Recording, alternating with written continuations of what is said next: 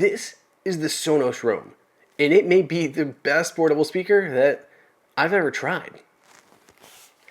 Welcome everybody to AppleInsider. It is Andrew here, and for the past couple weeks, I've been using the Sonos Roam nearly daily, and I've tested a ton of portable speakers, like a lot. And while I can't confidently say this is the best sounding portable speaker I've reviewed, because you know, what constitutes a portable speaker other than having a battery? But it is probably one of the best, if not the best I've tried if you have a Sonos ecosystem already. If you don't, it's a little bit more of a tougher decision to make. But let's go ahead and kind of jump into this thing, why it's such a awesome speaker and what kind of sets it apart from the other speakers on the market. So the Sonos Roam comes in at $169. It comes in both this white color and black, like most other Sonos speakers do. Now, it's very similar in a lot of ways to the Move, Sonos's other portable speaker, and one I've reviewed on this channel when that launched a year or two ago. And the Move is great, but it's pretty darn hefty. It's a big boy. It is a big speaker, and the Roam is a whole lot more portable. I mean, look at this thing. It's the size of a water bottle for the most part here. Like, it's literally a tiny speaker that can go with you much more easily than you can before. I've stuck this actually into the water bottle holder on my bike. I throw this in the side pockets of my backpacks. I've stuck this in cup holders in my car. Like, this thing can go so many places without any fuss or muss. It's also kind of cool is that it's meant to go in dual orientation. So you can sit it up just like this, or it can go flat, like this. So I love that you can just go either way with it depending on where it's at. So this is a lot more stable, but I like kind of putting it this way when it's in the house. It fits into a smaller spot when on the counter or a desk or something like that, and still gives you the same great sound. The portability comes with a lot of durability. So the Sonos Move came with some water resistance, but it was designed primarily for kind of dust and rain, things like that. So if you left it outside overnight, you'd come out and your speaker would still be working in the morning. Yeah, been there. But this guy is even more resistant to the elements. This thing can be dropped in water, can be submerged up to a meter for 30 minutes and still come out playing on the other end. It's pretty great. Now, there are a lot of other rugged, durable portable speakers on the market, so it's not, unique to the Roam, but it is something great to have, especially in something that is so small that's going in places that your larger Sonos Move or other bigger portable speakers can't go. So the increased durability here, pretty awesome. Now, Sonos has done with a lot with the buttons and the controls here. So the controls are here on the top. There's a little microphone button, which you can use to, mute it or queue up a voice assistant if you Google Assistant or Amazon Alexa in here. Sorry, no Siri, guys. But then there's your audio controls for like the volume up and down, and then the play and pause button. So you can just tap on those buttons to go up and down for volume. So tap, tap to go a little bit up, tap, tap to go a little bit down. But you can also hold them. So hold them and it goes up really fast or down really fast. So if it's really, really loud, you bring it inside and you start playing and it's super loud, just hold that minus button and it'll quickly shoot down to the quiet end of the spectrum. Your plays pause button is there in the center. Go ahead and tap that once to play or pause your music. Double tap it to go to the next song and triple tap it to go to the previous song. Pretty standard remote, controls that people may be familiar with, like on a set of headphones or something like that, just built in here. I also love these are physical buttons, not touch sensitive buttons. It actually makes it really easy if I've got this in my backpack, I can kind of reach back and I can press the buttons knowing what they are. Like I can feel the layout of them and I know which buttons are which a little bit. It can still be a little bit funky, but I can usually find like the minus button and I know to the right of that is the play pause. So it makes it a little bit easier to control MIDI that way because you don't even have to look, you can just feel those buttons. So using this a bit, I've come to appreciate the physical buttons on these guys. It also makes it just a little bit easier if it's wet or damp or anything like that. Your fingers, you don't have to worry about those touch sensitive buttons. As far as power goes, this guy charges up over USB-C. There's a USB-C port on the back. Plug this in with the included cable, which is a 90-degree angle, which works great for it this way or this way, so you can kind of change the orientation around. That works best for you. But charge up over USB-C and you'll get 10 hours of battery life under normal usage. I will say that I tried it with Google Assistant for a little bit and it was like toasting my battery life. Sonos does say there's an update coming out that's going to make this a little bit smoother, but right now my testing, it's been pretty crummy using Google Assistant on here like all the time on battery life. So I'd recommend only keeping that on if you're going to put it on like a charger, but other than that, Google Assistant was a little bit hit or miss. Fortunately, I don't use Alexa or Google Assistant, so neither was a problem for me because I just disabled them after I was done testing. But something to keep in mind, and watch out for that coming software update to kind of fix some of those issues. But anyway, yeah, so 10 hours battery life under normal use. That includes over Wi-Fi, and this thing charges via Qi as well, which is super cool. So if you have a Qi charger home, I've got like, my large Nomad Power Station Pro there on my desk. I'm going to set this on there anywhere I want, and it'll charge. So it kind of keeps it charged up that way. And Sonos does sell a optional base for like $50. It's triangle shaped, just like the Roam is, and you set it on there, and it's kind of a docking station. This is actually a sticking point for me, is I kind of feel like that docking station should be included.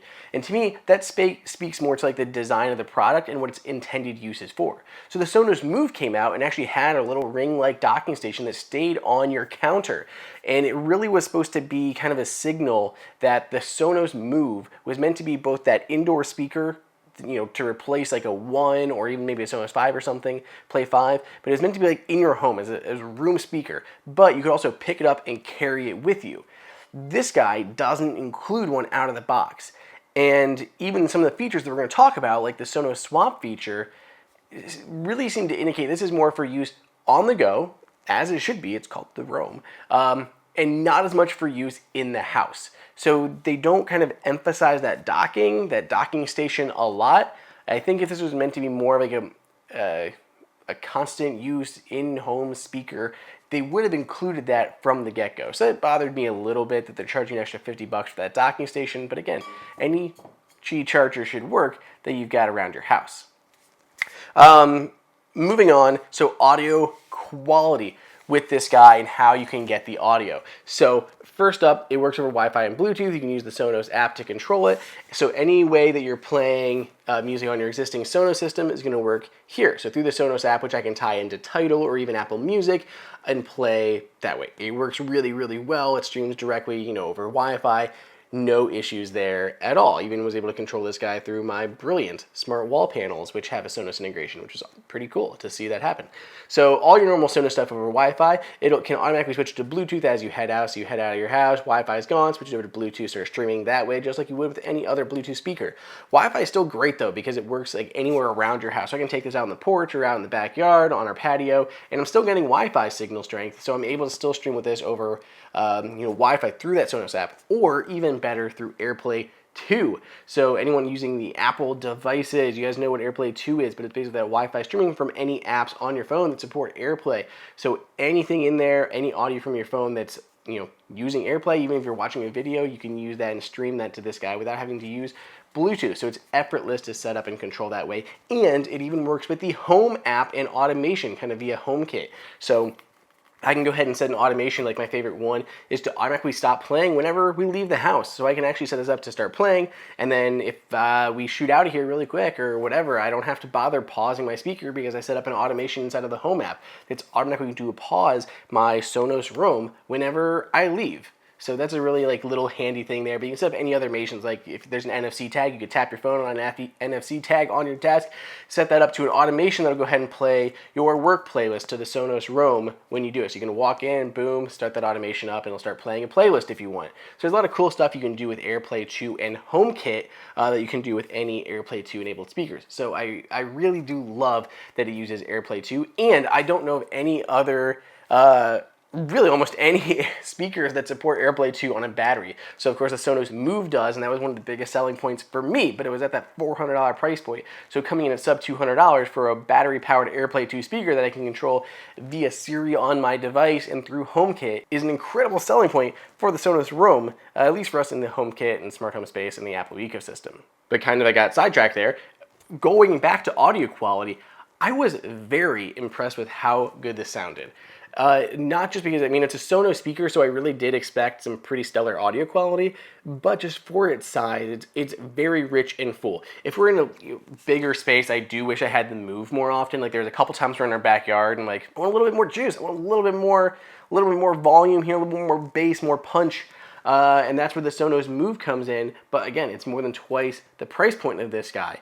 And this is so much more portable. So when we're going places that I want the portability, this is beyond perfect. This is one of the best sounding speakers I could get for this size, and I'm super happy with that. But anytime you have a speaker that's this size, there are times that you're going to want a little more volume, a little more punch, and you're just going to have to jump up to a larger, more expensive speaker. So as long as you're okay with the volume that you're going to get from a speaker of this size, which again is above average, it's great quality, great volume, and solid bass, there's just times when it's more open, you want a bigger speaker. So for those times, there is a bigger, more expensive speaker that Sonos offers, but for the portability, this really, you can't beat it for what it is. So I'm super happy with how this thing sounds and the volume that this thing puts out. There's just a lot of detail in it. It's still a Sonos speaker, and that's clearly apparent as you listen to it. So I was very happy with this thing sounded. Sometimes I just want just a little bit more, and that's where you need a bigger speaker. So as I keep saying, this is really intended to be a portable speaker, one that is part of a larger Sonos ecosystem. So you take this thing out with you, you're on a bike ride, you got this in the cup holder, you're listening to music, or you're out on a walk or something, and this is in a pocket or a backpack, or maybe you're just in your backyard, you're sitting at a table, you're listening to music, and then you come inside, you have to deal with that switching between this guy and your Sonos system, or your interior speaker, something like that.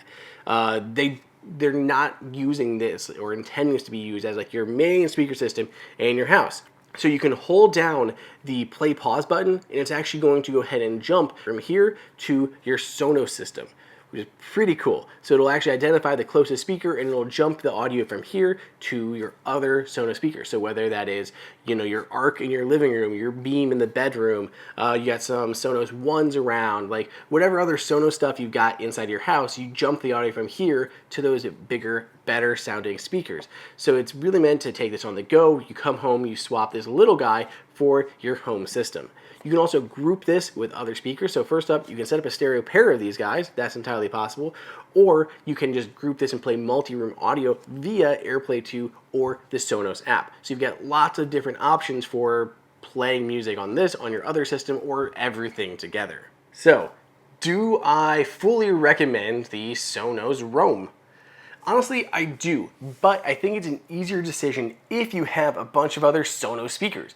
If you have other Sonos speakers, this is ideal. I mean, it supports AirPlay and HomeKit. It easily can be grouped with other Sonos speakers, and you can jump audio between this and the other Sonos speakers that you have.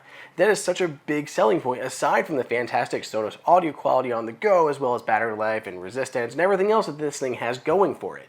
So I think if you are in that Sonos ecosystem, you're entrenched there, this makes sense. This is a great addition and add to expand your Sonos system. If, on the other hand, you don't have any other Sonos speakers, this is a little harder to justify. There are other speakers in this $150 to $200 price point that can sound just as good and have a bunch of other features, and it doesn't have that Sonos name. So there are other options that are going to be very similar to what this can do. I mean, the auto true play tuning is pretty cool. I mean, if I'm going from like a corner to an open space, I can hear a difference in how the audio is being tuned. It definitely makes a difference with this guy, and very few speakers can do that. But I don't know if that's worth it compared to speakers that can hit a $99 to $150 price point maybe. I would maybe lean towards those if I've got no other Sonos options available. But I do have a lot of Sonos speakers, and this guy is great. So if you guys want to pick one up, these guys are coming out now. Go ahead and find the link down below in the description. Let me know what you think on Twitter at Andrew_OSU. Is this everything that you wanted from a Sonos, portable speaker, more portable than the Move? Let me know, and I'll check you guys in the next video.